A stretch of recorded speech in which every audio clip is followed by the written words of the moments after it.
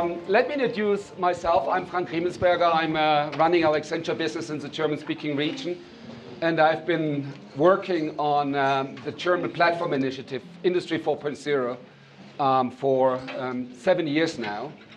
And actually, when we look at how this initiative has evolved over the years, it started with the idea that, and obviously that's clear, Germany is a large engineering and manufacturing nation.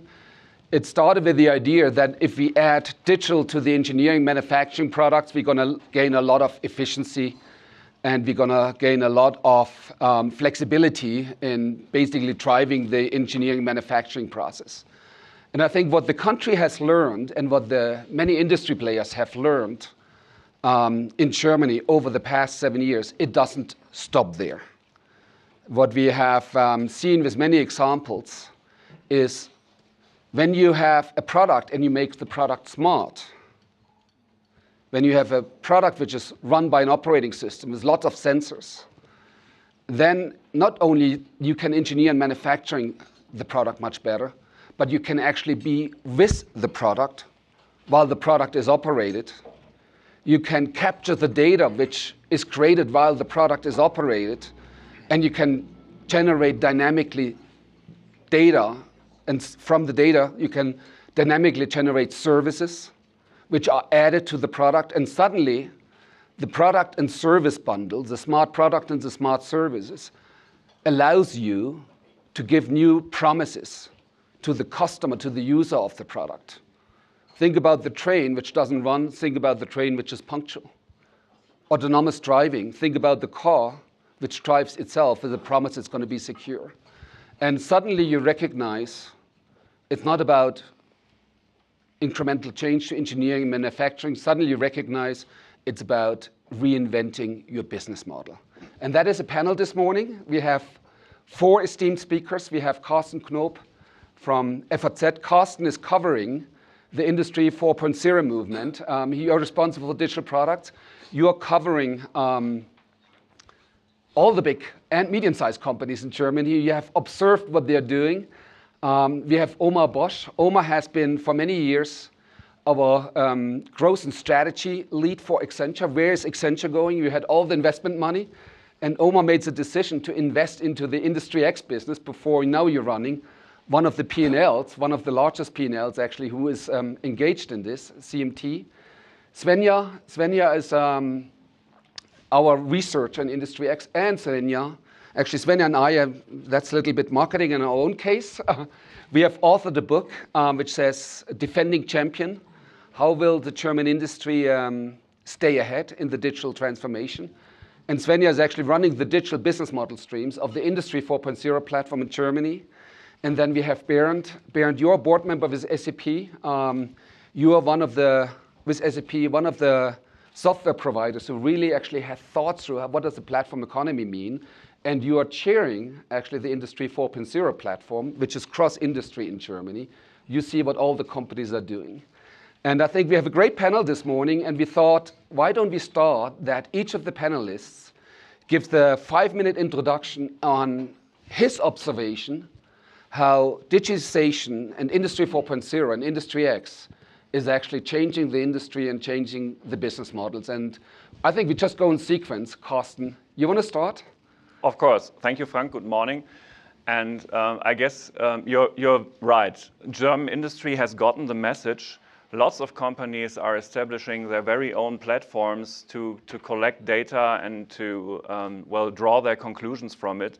There are the Siemenses of the world, Software AG, Bosch IoT, and many others. And since you asked to give a certain example to get a grip on it, I will certainly do that. And I picked a truly European company for that. It's Airbus. And you can see what's happening when you look at this new A350 airplane, the newest plane Airbus is building. In this plane, you will find 250,000 sensors that are checking around 900,000 parameters all the time. It's in a single day of use of this aircraft, 300 gigabytes of data. And this data alone was disregarded years ago, like 98% of it. Nobody took any notice of it. Nobody cared. But that changed. Since Airbus established a data platform that's called Skywise, and all the data of all 10,000 Airbus planes that are able to cater to that is put into this thing, and of course it's an open platform also. So if you want to, you can add Boeing planes to this database too. So then you start a true learning process, which leads to the best outcome you can conceive of is that you reduce downtime of those airplanes to zero, right? And that's just the beginning. It's more than predictive maintenance. Those Airbus guys can build on that, like Frank said, and establish even more products while learning their planes better all the time, right? So that's a true change, and I guess they do have a competitive advantage with that, and it's just one example for lots of things that are happening in Germany and Europe. So what you're saying is the smart products becoming real?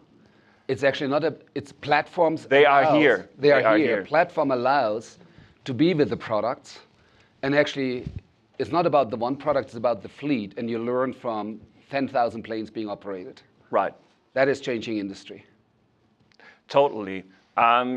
Those were basically dumb planes. People didn't know what really happened, right? When it comes to things you don't know, and you learn anew, you don't know what will be the outcome, and that's the funny and the most exciting thing about that, what's upon us, right?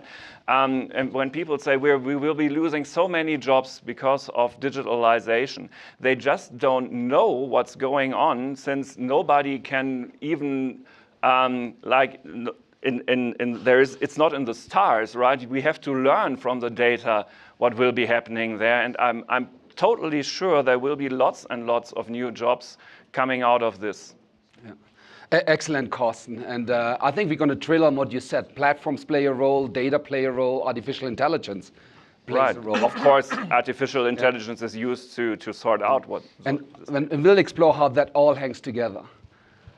Omar, you started the Industry X practice in Accenture. What is your perspective on what's happening in the digitization of the business-to-business industries? Yeah.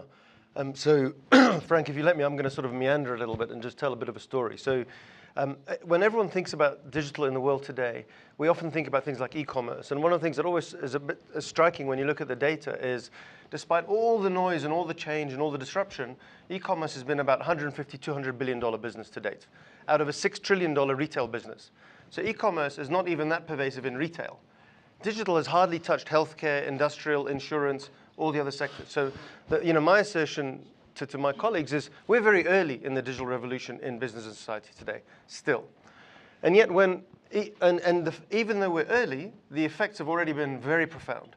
And so, in the industries that I look after now, as Frank mentioned, communications, media, and technology, if you look at the telecommunications companies 5 years ago and looked at their revenue growth over the last 5 years, you'll see that it's come down by about 5% as a percentage of all the comms and media and tech revenues of about 300 companies. But the EBIT has gone up in the meantime. The EBIT percentage has gone up. Their market cap has gone up about 5%. But the software and platform companies that they're increasingly competing with, their market cap has gone up by 50%, so 10 times more. In other words, this early stage of disruption, what we're seeing is a huge migration of value from some set of companies into another set of companies. And of course, what I'm very intrigued by is, why does that happen and what do you do about it? And it turns out that every company, including especially all the industrial ones that we're talking about here, Frank, the potential value creation from modern innovation technology versus the actual value creation from modern innovation technology is diverging. So modern innovation is able to offer much more routes to value than we're using. And that's intriguing, to say the least. So then you say, well, why is that? And it turns out that there are lots of good reasons, why that is. But to date, the biggest value creators you'll look at are these big platform companies. And so let's pick 7 companies like Google, Microsoft, Amazon, Alibaba, Tencent, those companies that you know. And people say, I want to be like them. And the answer is you can't be like them. And you can't be like them because they already have massive market share in their domain. There's about 3 or 4 companies that have $100 billion of cloud business. Alibaba is 51% of e-commerce in China. Tencent is 52% of gaming in China. There's huge concentration in the segments they're in. And so given that we can't be them, the question is what can we learn from them? And it turns out that companies that do make use of modern innovation think hard about, what, as Frank said, the evolution of product into service, the personalization of product in a way that does indeed leverage data but is not creepy in terms of engaging with customers, and using things like content to engage with brands. So when I see that BMW has put Tmall inside its cars in China, I was very intrigued by that. So this is the e-commerce marketplace of Alibaba inside BMW cars. Or when Renault Mitsubishi Alliance are putting Google's Android operating system for the infotainment of their cars, again, that's intriguing. I mean, so they're finding ways of using content to engage with customers. If you think of a group like WeDoctor, which is a company in China. I think it's about $6 billion last time I checked. So with WeDoctor, you can use an Amazon Echo type speaker to engage with your physician, your GP. You can arrange your appointments. You can follow up your online consultation. You can get your prescriptions and your medicine. And you can connect it with wearables and other devices for tracking your health overall. And obviously, the rules around privacy and data vary from one culture to another. And so you could imagine that in a country like China, the incredible value of the data that they can capture for creating these completely brand new business models. And so then last comment I'll make, Frank, is if you go and look at Hans Vestberg's speech at CES just a couple of weeks ago, and so he's the CEO of Verizon, which is a big telecommunications company in the US, and just say, what's the impact of 5G technology, which is this hyper-connectivity, where everything is connected, but at a very different level from today, at least 50 times faster and richer in terms of the connection. Then you start to see amazing brand new business models emerging around healthcare, around drones, and frankly, every other space you care to think of. So I guess all I'm saying is we're very early in this digital evolution. The potential value creation is huge. We're just not all capturing it yet. So Omar, what you're saying is platforms allow and support the migration of value, actually between industries and industry players. Fusion is important, products and services, and new business models bring it to life.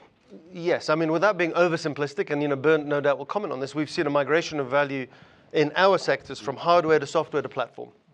And that will happen not just in the tech industries, but all industries. Yeah.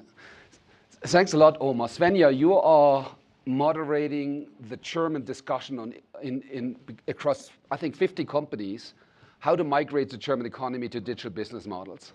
What are you learning? What are the beliefs? What's going on in that discussion group? I think there are 3 major trends that are interconnected and intertwined that are currently discussed in the industry. The first one is, and Omar said that value is moving from products to services. This is already well known, and industry has reacted to that by sort of sugarcoating, if you will, the products and the machine with digital services, smart services. But this is not the end. So we are now seeing new business models emerging where sort of the smart services are generated from the product and operation. What Frank said earlier, so it's not the sophistication of the engineering of the train that makes the train company competitive, but that the train is on time. So this all makes data absolutely critical for business success. And our ability to actually collect it and share it becomes even more important. We have become better in that. But what is the task at hand now is also to price, to trade, and to monetize this. And there is a lot of work to do in order to do that. The platform, and Omar talked about the platform economy. If you look at sort of the 10 largest, most valuable companies by market cap, 7 out of the 10 are platform companies. 5 from the US and 2 from China. And their business model in the B2C sector mainly is to put themselves between demand and supply, and through controlling the intersection to the customers, they have built quasi-monopolies. Now, what is happening in B2B? What is happening in the B2B industries? There, we do not have that winner takes it all model yet.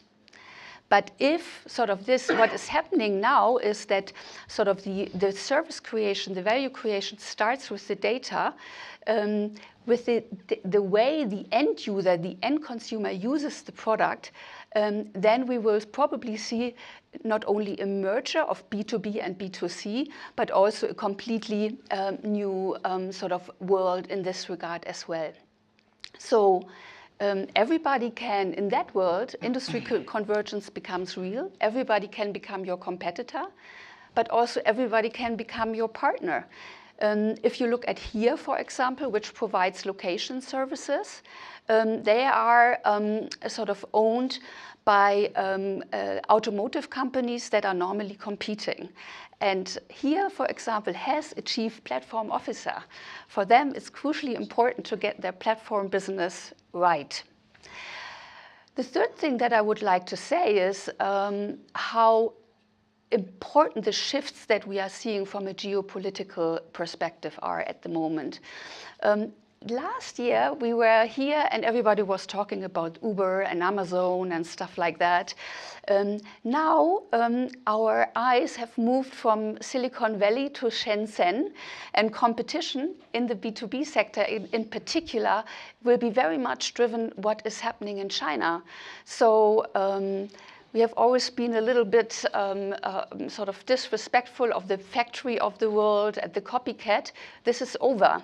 So China has taught us a lesson that you do not need free vote, free speech to be very innovative and to actually lead the way when it comes to digital revolutions.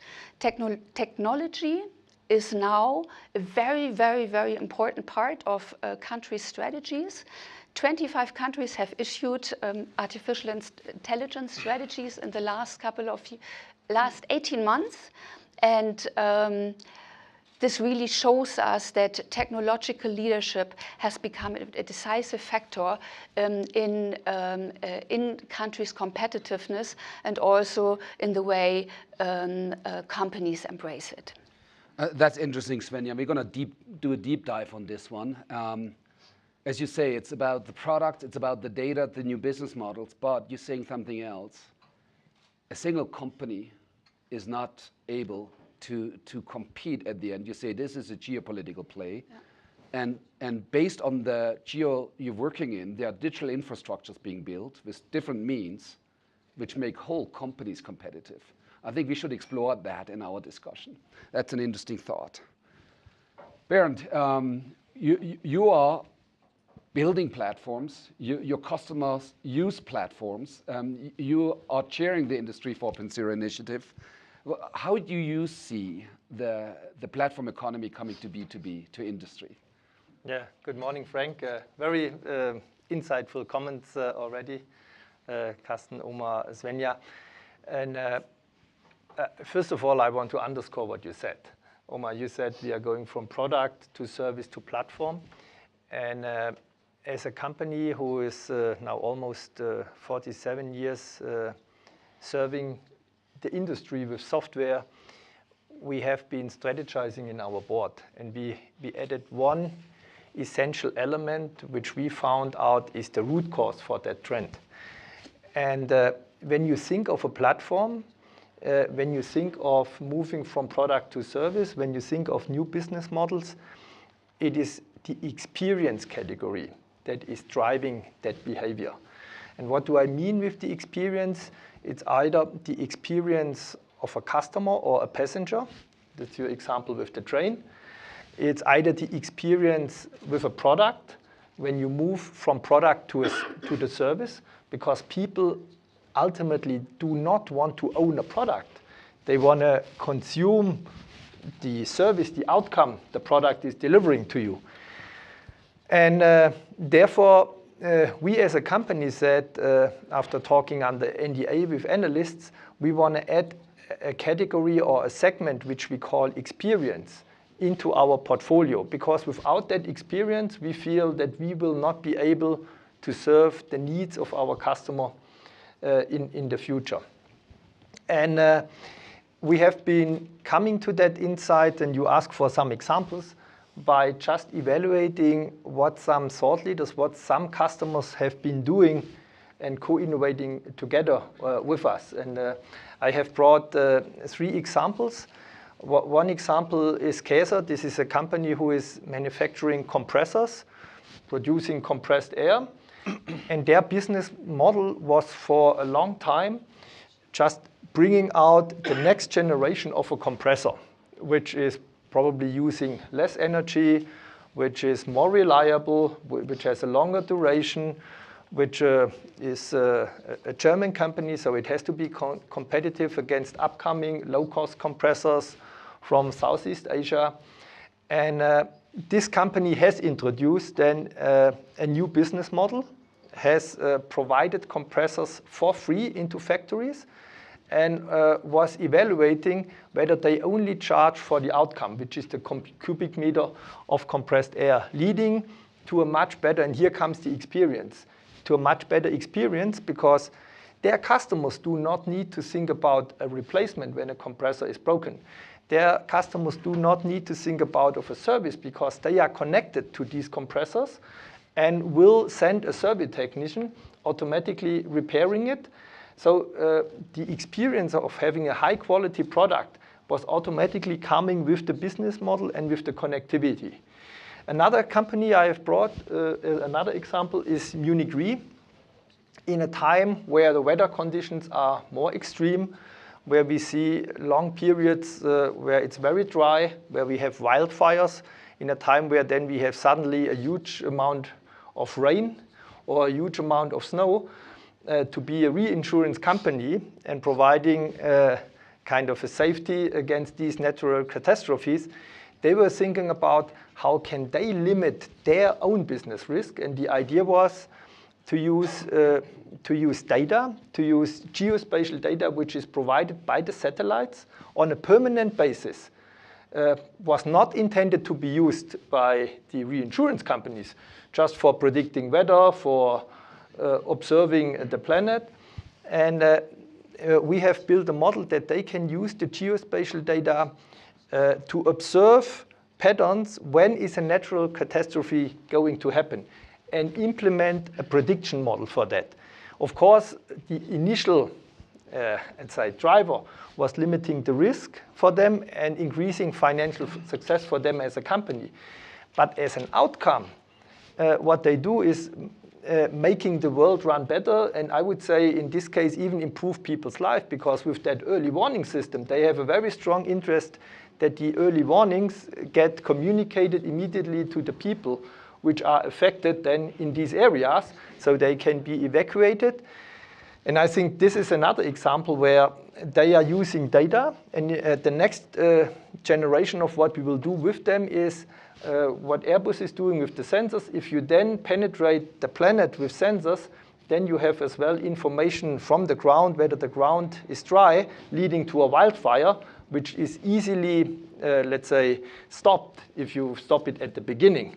And by the way, some agricultural companies have learned from that and are starting monitoring their agricultural areas with drones, being able to immediately kill a wildfire when it's getting started. And a third company, which is GEA, they have learned from that as well. They are connecting their machines as well permanently to their service center, delivering that high quality of products. So these are 3 examples which I have brought with me. And what do they all have in common? They have the experience segment, and sometimes you have to capture experience of passenger in trains, from social media, how to consume a product. And the key for success is to connect the experience data with the operational data of the engineers to engineer the next generation of a train or the next generation of a compressor, whatever the product is. But it's not the primary driver of engineering the next generation of product, rather understanding the customer and the experience you have with the product. And we have identified, this is my closing statement, 3 areas which are essential for such a success. Number 1, it's culture. These companies have to, from the top, bring the message to their people that they have to reinvent themselves. Just saying we have been successful for 1, 2, 3, 4, 5, sometimes even 10 decades is a recipe for success in the future, will not work. If the people in the company are not accepting that reinvent message, it's hard.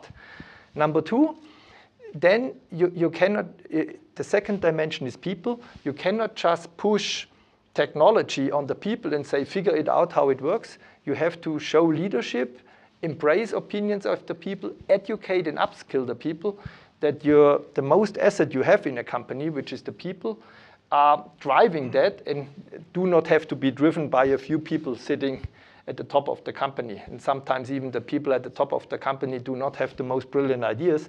These are coming from the crowd. And the third element is then the technology itself. You have to understand which technology to use in which business opportunity, and are not starting to have a technology talk with your customer, turning that in a value discussion, articulating the opportunities. If you follow then these 3 principles, then you have an opportunity for success. Bernd, thanks a lot. And I love the examples because I think they show the opportunity, but they show as well the challenge. In order to change your business model, you just talked about it, you have to create more and better products, you have to create platforms, you have to start dealing with data you didn't have before.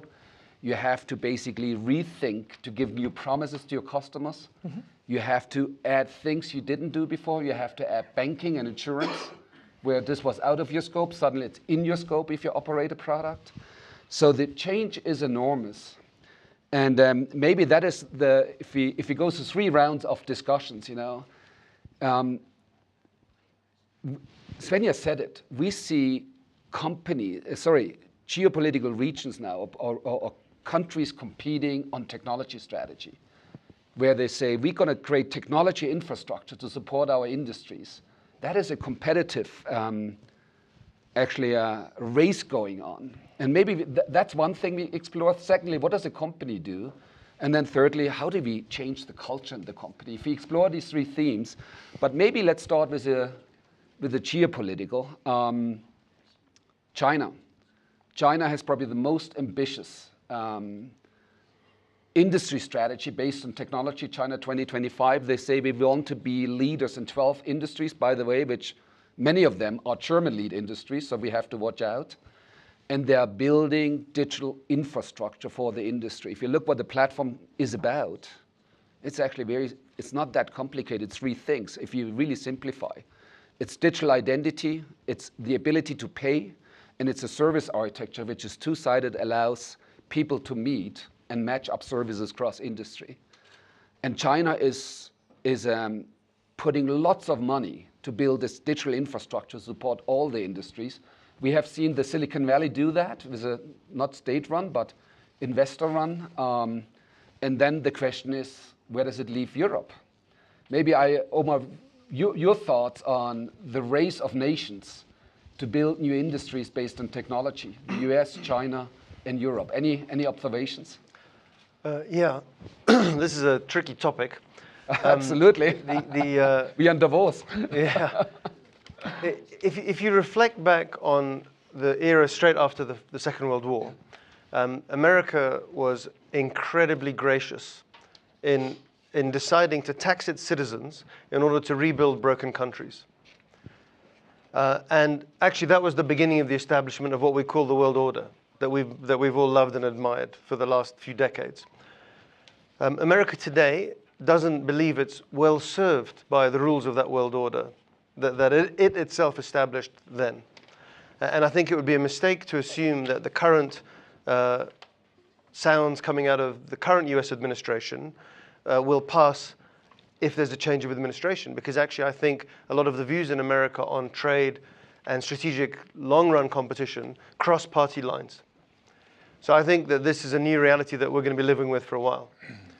You know, on the flip side, China, if you go back to the beginning of the 2000s, would have been a major beneficiary from joining in the world order of the time and wanted to accede to the WTO and all these other organizations, and in fact has demonstrated the most unbelievable creation of wealth in the entire of human history of the last 20, 30 years in China. But today, China is already amazingly strong. It's the #2 biggest economy and likely to become the #1 biggest economy. When you think about the Belt and Road Initiative, China's need for the world order is also less. So you have these two incredibly strong countries whose need for the world order that we've all become accustomed to and that we spoke about a lot in Davos is lower than it may have been. And the question is, well, who needs that world order?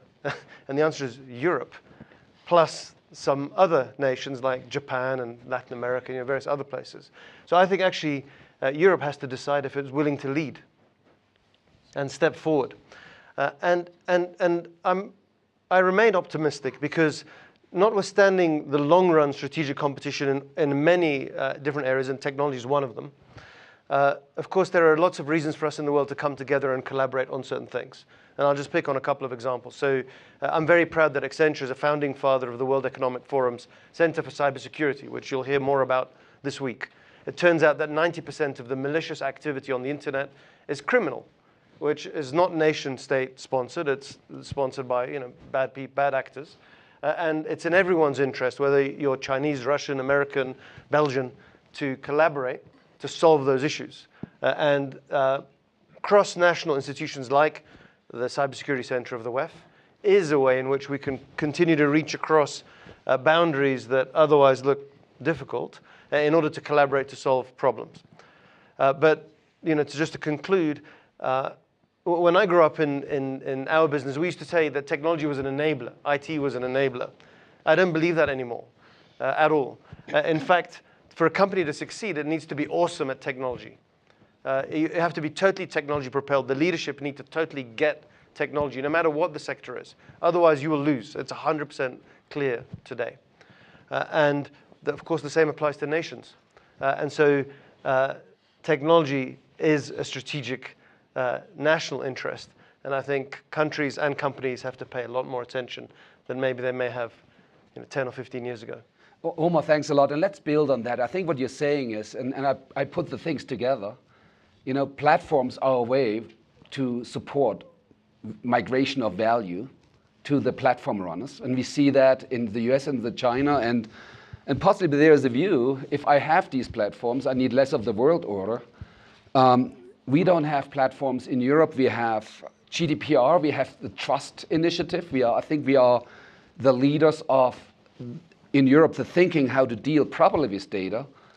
But Carsten, maybe I ask you, is that enough to survive?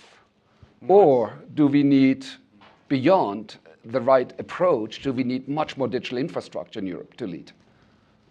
It's obviously not enough to survive, but it's a beginning. Since European values and the maturity of our societies, they are an asset, they are not a liability.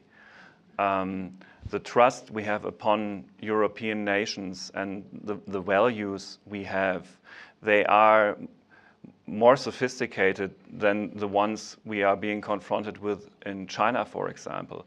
So one could get a little bit depressive while looking on China and all the progress they are making, but still it's a system and a society. I have my doubts when it comes to sustainability, obviously. I mean, we can all hope that they are some sort of sustainable.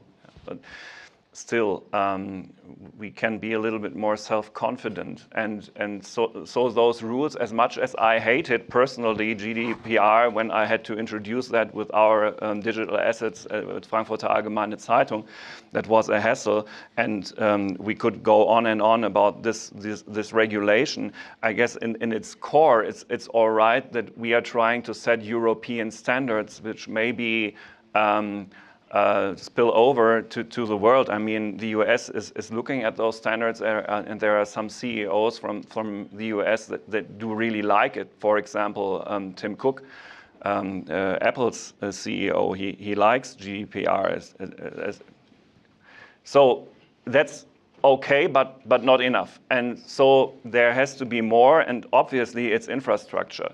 This 5G discussion we have in Germany, with the upcoming auction, and who is going to pay for what, what's good, what's bad, how do we manage roaming between new competitors that want to come in and the three ones that are already there? What about prices in Germany when it comes to mobile coverage?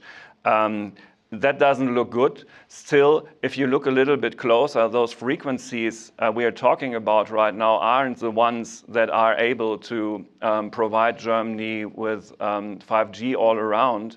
So it's a little bit premature discussion. We need to bring 4G to the entire country. That's the most important thing. So let's just start with that. But while listening to German politicians and European politicians too, it takes a little bit longer, but they too get the message of digitalization, and now basically it's just do it, and I hope every day that they will start and accelerate. I think, but what you're saying is we have to build on our strengths, and right. I think we agree on that, but then all panelists said it's about data, and with GDPR we basically created ourselves a framework of rules what not to do with the data.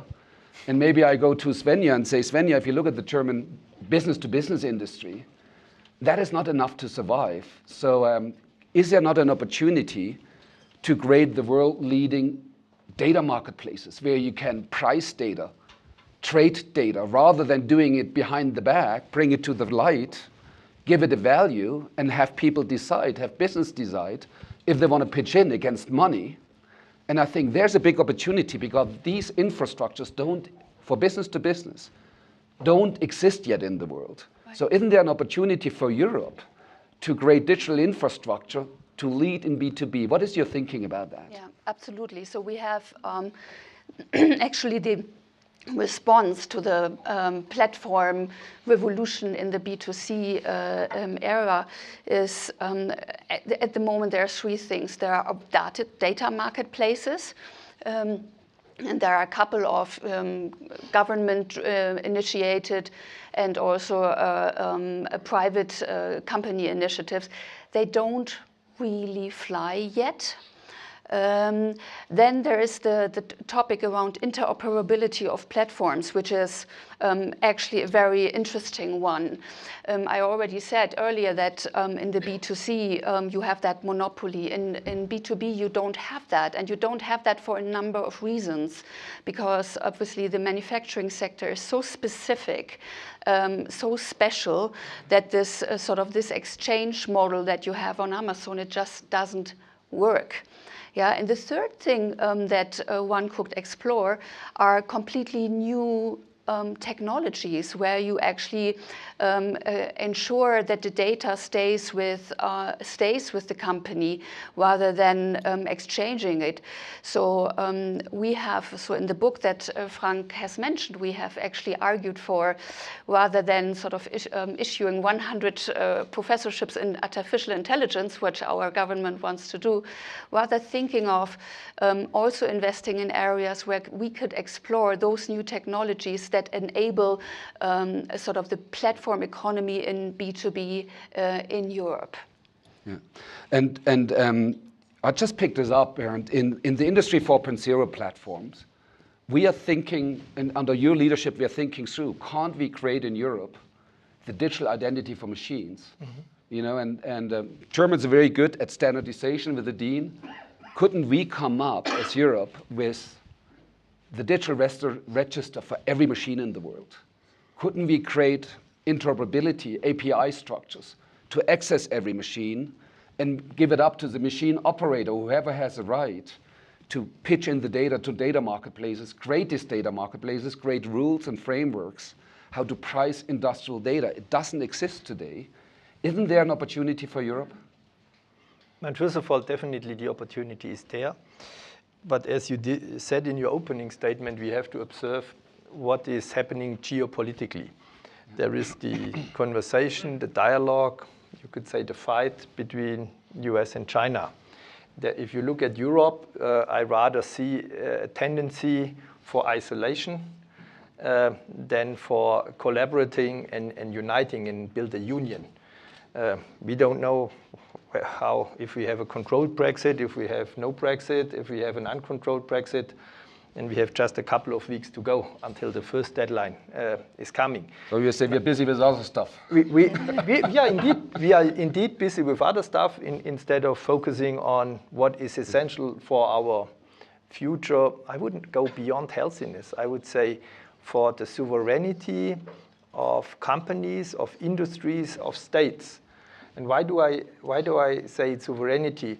I just look at, we as SAP said, in preparation for the World Economic Forum, we did a survey and asked people, not just politicians and leaders in companies, and we reached out to more than 10,000 people across 29 countries, covering 75% of the global population. And it was interesting, we asked just 8 questions, and I summarized that 76% of the people all around the globe reject populism and are in very strong favor of openness and collaboration. I mean, this is a very strong signal if you ask the people on the street. And we thought, okay, if this is the case, then we need a call for action. That goes back to your question on standardization. Can we be the trigger for giving every machine an identity? And that starts with having an answer for the infrastructure and the platform topic, which we have been debating. Or do we want to depend on, as an industry, on the ones which exist in the US and the 2-3 ones which exist in China? The question I'm asking this is, I think the answer is clear. If we want to keep our sovereignty, we must not allow that the world economy is relying on these 4 or 5 infrastructures with platforms. And my second call to, so this is an ask for collaborating across industries, across companies, across countries. My second call to action is towards the government. Historically, a government has decided which part of an infrastructure do they want to own, do they at least partially own as state-owned properties. This was going into the direction of electricity. This was going into the infrastructure, just looking out on streets. The roads, yeah. The roads, because the government felt that this part of the infrastructure is essential for the success and guarantees as well, I would say, access to the infrastructure for the whole society. If digital, if software, if platform are driving the future, I wonder why not European governments, why not country governments are rethinking on as well, at least partially owning and driving that infrastructure and platform. And this is my second call to action. Otherwise, there is a risk that when they identify it, they lose the sovereignty. And we have seen in history, if you're not in control of your own destiny anymore, then the power might easily switch. Yeah. I think what you're saying, Bernd, is in Europe, we need an architecture for the digital infrastructure for the industries. And this goes way beyond the 5G discussion. Way beyond. Which is a framework. But I think what we, or Europe has failed to do is write down the framework for the digital infrastructure for industries. And Svenja, you said it, we'll see a migration from business to consumer to business to business. There's something to learn. And as I said, the big building blocks, the digital identity of the machines, the way you collect data and monetize data in the open, in the transparency, the way you allow industry convergence by creating APIs so you can access every machine. These are all digital infrastructure components, which if you would put them down into a framework, most likely would apply for the world, not only for Europe.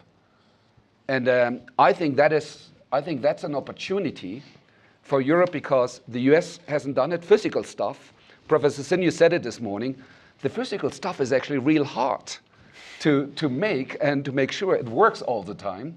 And the Chinese approach is a different one than the European approach. And I think there's an opportunity for us to come together in Europe and create a framework for digital infrastructure for industries and work the European industries actually to make sure that every company, every industrial company in Europe has something to base on. And obviously that could be an export article. So there's an infrastructure game going on. But then every company has to do their own strategy.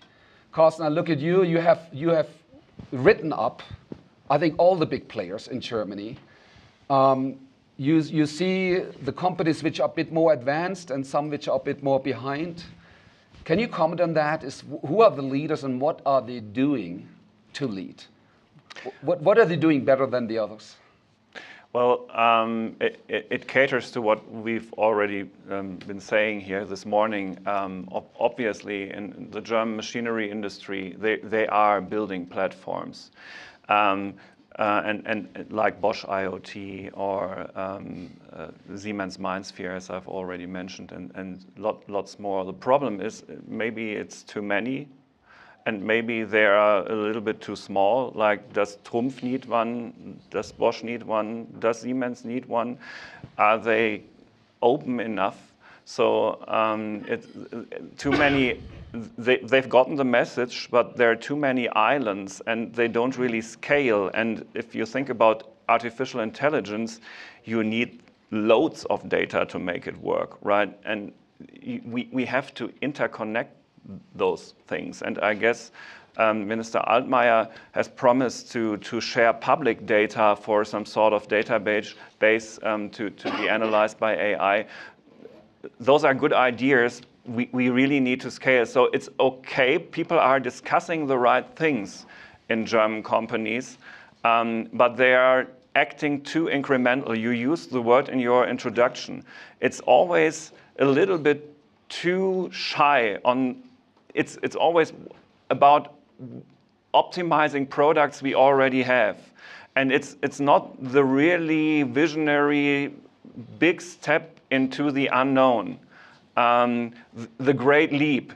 German companies don't take it, and that's why, for example, the German car industry is behind for one year or a year and a half behind Tesla when it comes to this. Of course, they do use a better craftsmanship, right? What Professor Sin said is about craftsmanship, right? We know how to build products, of course, but this leap into the unknown realm of the opportunities of the software and platform world, we're still too shy on that. I think you have a point on that. Maybe many do not know that, but Tesla is not only famous for electricity, Tesla is running an operating system, right, which allows to update the car every weekend with new software components, new functionalities. The software system which runs the Tesla was built by Daimler in Stuttgart. And they didn't do the leap to put it in their own car. Right. They gave it away. And I think that's a great example which brings it to life. I met the guys who created the operating system for the Tesla and said, oh, it's part of the alliance, right? Their newest electric car is not a 100% engineered car for electricity, right? They build it in Bremen in a factory where they can put the old combustion engine in it and electrical engine, so you don't use all the advantages you might get. So it's a low-risk strategy, and it's not good. Obviously, that applies to the media industry also. Omar, when it comes to great leaps, looking not in Europe, the world, what are examples you see where you see individual companies have taken the courage and did the great leap, and they succeeded. So can I be a little bit controversial, if I may? I'm very wary of great leaps, because great leaps in the dark, you might land on your nose. It's not into the dark. Yeah. No. So as you know very well, Frank, with Accenture, with our strategy the last few years, we believe in looking at different technology market maturity S-curves, and working differently according to the different levels of maturity of the different segments you're talking about. So some parts of your business you have to evolve incrementally because there's a lot of near-term profit stream to be derived from that, and others you need to run genuine leap-in-the-dark experiments that don't bet the whole company, but allow you to discover. I didn't say bet the whole company. Yeah, absolutely, absolutely. And so, so actually, when I look at a company like Roche and the experiments they've been doing with buying data and data companies like Flatiron in the US, I think that's very interesting. Yeah. So how do I merge healthcare and patient pathway data with the oncology life cycle of treatment? And I think that kind of strategy is the sort of strategy that we will see be a winner. I mean, Carsten's points about scale, though, I think is a very big deal. I totally agree. And if you look at China, between Alipay and WeChat Pay, that's 90% of payments in the whole country. The country has gone from cash to digital payments in one go. They didn't need credit cards. In Europe, we've got Aiden, we've got Klarna. These are very good payment platforms. But the question is, what's the push behind them to propagate them and to make them more pervasive? And similarly in the industrial space, you can come up with examples of saying, where does it make sense for companies to collaborate and share? So I think, we've got work to do on that. I think you have a point on the financial industry. I think we need a great leap there too, because platform economy, payment is one of the three big pillars in that. But don't bet the company, but your example with Roche is a good one. They did a huge bet. It was a few billions. Actually, they invested into data, which is a different thing than investing into substance research. Absolutely. And so it's not small things. No. So those are their commitments. But Russia's a strong company. And if I may, look at us. Should we bet the company on the future of a paper edition of our paper? I don't think so, right? No. Svenja, if you look at the Great Leap in Germany or the controlled Great Leap, don't fall on your nose. I think Omar's right on that one. What do you see in the digital business models arena?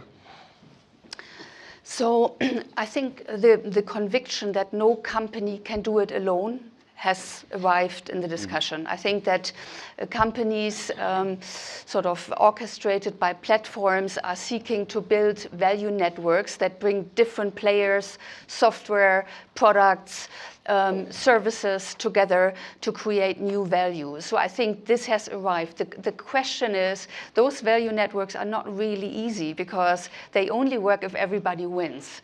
And if you have multiple players, this is very, very difficult because there's always a control point where sort of there's the risk of sort of dominance. So, but I'm very, very optimistic that we will get there because this, not invented here or product-centric thinking that we have been discussing quite a lot, this is now sort of moving away to a mindset that thinks from sort of collaboratively created smart services that generate value in the new world. So overall, I see a third way emerging in Germany and Europe between sort of the state-driven approach in China and the market-driven approach in the US, where friendly cooperation also between competitors will become far more the norm. So the Great Leap is not only technology or the business model, the Great Leap is the way your culture works and how you collaborate. I think there are many people saying that competition in the future is not between products or services, it's between business models. And business models is something that we today orchestrate between multiple parties. I think one example to bring that to life, you saw the announcement of Daimler and BMW to merge the autonomous driving initiatives. Yep. Probably recognizing that one of them alone will not be able to crack the code. Yeah. Bernd, SAP did the Great Leap. A few years ago, you had made as a company a huge decision to say we're going to revamp our product to become a platform and a cloud-based product, which is, back then, it was a bet for the company. How how did you come to the conclusion to do that? It was right, but you only know that after the fact, right? But what was the situation which said, SAP, we're going to take that courageous decision? And by the way, you told your customers, and turn it around, you have to make huge investments to follow us because we will not support over time the legacy you have installed, which is an amazing ask. It worked, but what led to that big decision, which made you market leader in this space? Yeah, we make the big decision, but one comment: we are not through that transformation completely, as we are only through if all of our customers would have followed us already. And you said it, Omar, with the e-commerce. I think it's a similar comparison. Yes, we have gone through a process of transformation together with our customers. But I would say the big majority of our customers are still on-prem, are still sitting in the traditional world. So, and coming back to your question, what was driving that change? And a first insight, which is very tough in a company to overcome, is you have to give up of owning the stack and the control end to end. If you are not open to that, then you will not succeed in that. Carsten, you mentioned some other examples of companies who have understood that digital is important. You mentioned Trumpf, you mentioned Bosch, you mentioned Siemens. But in all the three examples you have mentioned, which are loyal customers of us, these companies still want to own end-to-end their product and as well the digital offering, while when I'm speaking to them, there is a lot of similarities and commodities instead of sharing that, because this is non-differentiating and costs a lot of money.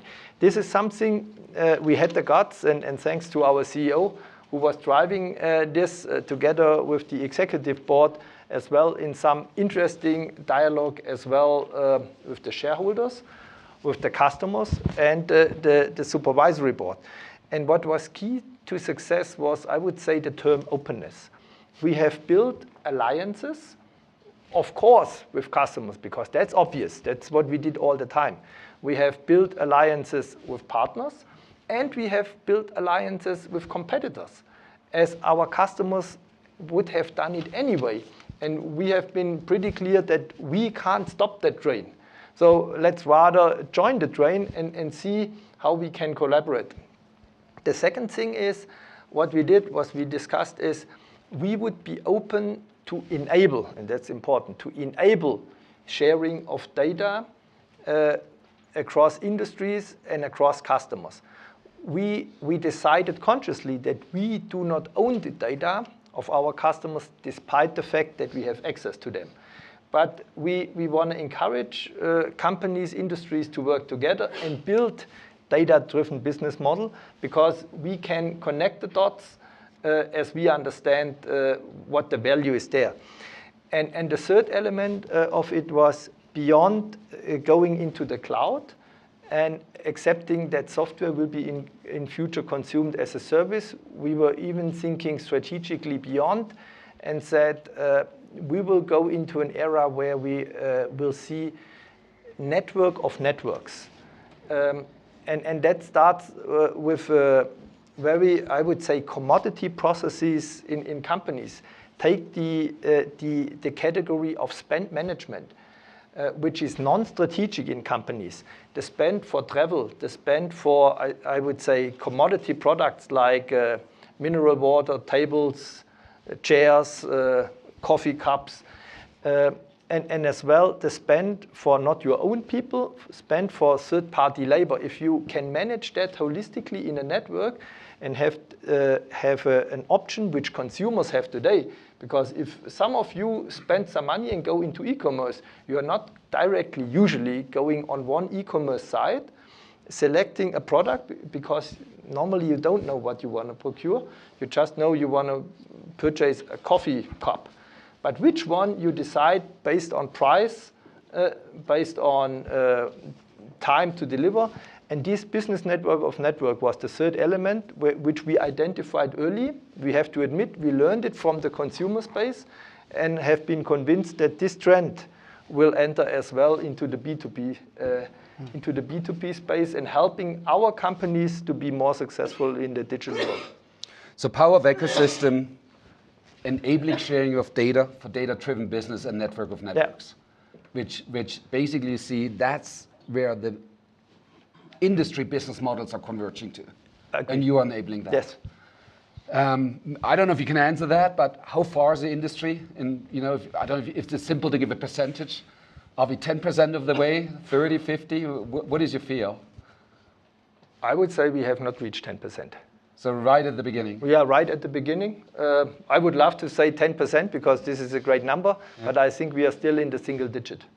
Actually, there's another indicator which supports that. If you think how to bring these models to life, you have to go to the cloud. And if you look how much of the industry applications are running in the cloud, because without you can't do it, it's probably less than 10%. And that's a good example of giving up. Why would a company intend to own a data center, a machine with compute, storage, network, making sure electricity is there? These are all commodity things. Why the hell do I, as a manufacturing company or as a financial service company, intend to own that if I can consume that from somebody else? Yeah. Absolutely. I think I tried to bring it together. And before we have one last statement from each of you, but we talked about the future of the industries. It's about the smart product. It's about being with the product while it's operated. We have to start collecting the data and use the data to optimize the product while it's being operated and give new promises to people who own the product, who use the product, who are basically a beneficiary. And that is a different thing. It doesn't replace a product, but it's a product plus service plus outcome in business combination, which is hugely ambitious. We talked about that requires digital infrastructure. The US Silicon Valley has built the business to consumer infrastructure, copied by China, and probably when it comes to payment exceeded. But there's a digital infrastructure for business to business, which is not taken yet. I think that's an opportunity for Europe. We talked about it, the identity for machines, the security for the machines, the data marketplaces for machines, the way to build ecosystems across industries. That is something I think we should write down for Europe, and that is what the book is about. And then thirdly, we talked about individual companies. It is a hugely complex transformation. It takes leadership from the top. It takes the culture to willing to change. It takes the courage to do a big leap, but don't fall on your nose, which is absolutely right. Nobody in Europe is prepared to lose everything, which we see once in a while with the investment with the VC things. And it takes the right people, the right talent. And that leads me to my last question, and I just go around in the same order. If you would be running a company, what would you tell your management team to do to become a leader in the segment? Carsten, what is your advice to the CEO or to the team of the CEO? You know, I do work for a company for 25 years now that's getting 70 years old this year. And it was hugely successful most of the time. And right now, as it is with all the rest of the media industry, we are really challenged. And what's not really happening is just what Bernd was demanding, that people check their value system within the company. Basically, is this legacy business still something that is going to help us even in the next 5 years, right? Do you really have to leave it behind or not? And I think, yes, we do really have to leave it behind. And they should allow their employees to challenge them more in the daily business on how to change the process, how we make the paper into a process that is up and running 24 hours, 7 days a week in the digital realm, producing basically platform agnostic, right? For digital, for paper, for all our apps, what you name it. And we're still too far from that. We need to change the entire structure on how we work. And if I would have to tell them something, is to encourage their employees to basically lead this change, the employees have to be willing to make the leap also, not just the management. And we need more encouragement there. So vision, talent, create a culture of change. Right. Omar? So I'm going to finish where I started, which is I mentioned that the potential for value creation is diverging away from the actual value creation that most companies are going with today. So what I say to my team and to all my clients is, firstly, really engage with the modern innovation. Get very close to it, wherever it is in your sector. So whether it's in startup or ecosystems or Shenzhen or wherever it may be, go and get that innovation and bring it into your business. And secondly, I'm agreeing here with Carsten, is be courageous. Be willing to challenge the norms, the culture, the business processes, the business models, challenge everything. And that takes courage actually from the top. And I'm going to make a final plug, if I may, Frank. So if you're super interested in all of this, we've actually put it in a new book about the Accenture story and 150 of our clients called Pivot to the Future. It's published on April 23rd, and you can go and get it on Amazon now. I think Omar's done something really great. 130 companies looked at their strategies, and you summarized the essence of it. We're looking very hard at actually what does it really take. And the heart of it, Frank, is that traditional strategy of one-off business transformation doesn't work.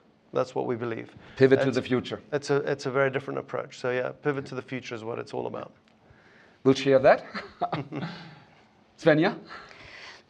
I would sort of focus on three things. The first question is, what is sort of my role in a platform-driven data economy? So what are the data that I can sort of monetize in the future?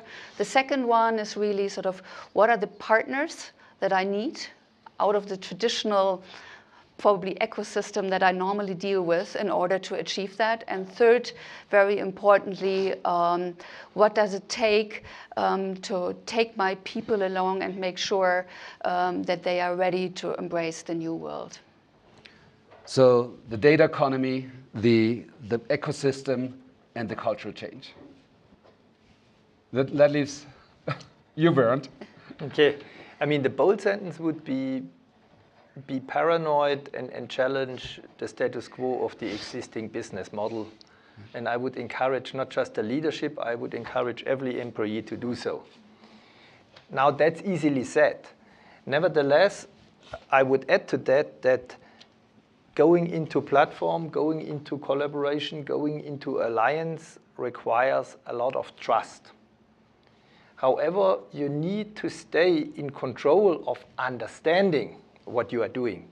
Otherwise, you put your entire company at risk, and that could be, I would say, an acceptable attack of a competitor, which is fair. We are living in an economy where the best shall win, but we have not talked about cybersecurity yet, and there is an estimated annual damage to the industry of roughly $3 trillion today.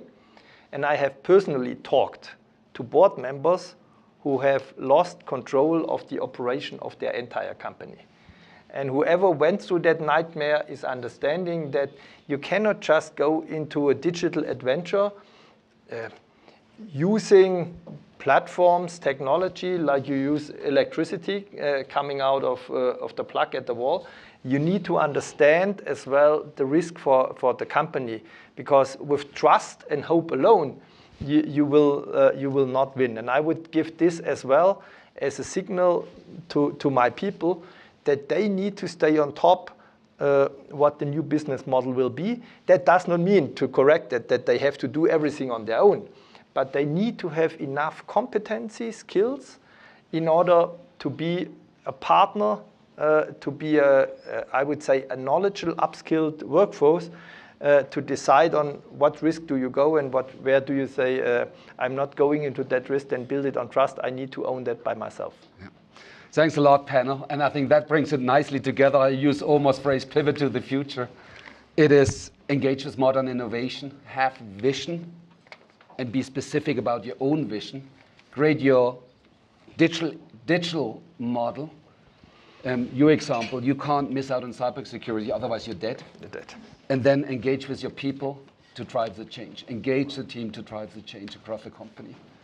And that comes from the top, and I think that's a nice summary of the panel. Thanks a lot. Thank you. Thanks for being with us. Thank you, Frank. Thanks, Bernd.